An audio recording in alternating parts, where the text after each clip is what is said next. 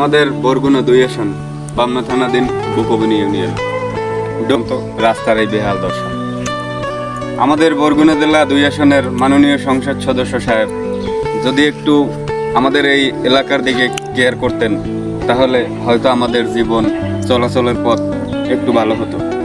তাই আমি আশা করব আমাদের বরগুনা জেলা বামনা 2 আসনের মাননীয় সংসদ সদস্য সাহেব আমাদের এই এলাকায় একটু নজরদারি বাড়িয়ে এবং আমাদের দিকে একটু খেয়াল করে যাতে আমাদের এই রাস্তাঘাটের দিকে একটু উন্নয়নের হাত বাড়িয়ে দেয়।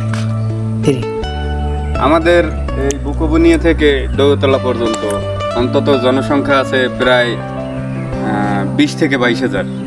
এই 22,000 লোকের রাস্তাঘাটের যদি এই অবস্থা থাকে তাহলে আজকে 7 বছর ধরে এই রাস্তাটার এই একই অবস্থা। আওয়ামী লীগ সরকার আমলে যে অবস্থা ছিল এখন আমাদের দলীয় সরকার ক্ষমতায় আছে, এখনও যদি সেই অবস্থা থাকে তাহলে তো আমাদের দিকে তাকানোর মতন কেউ নাই।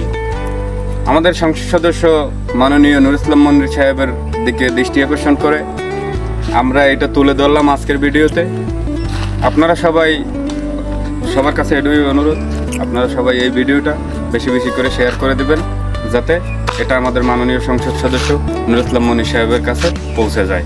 আপনাদের সবার কাছে এটাই অনুরোধ আমার।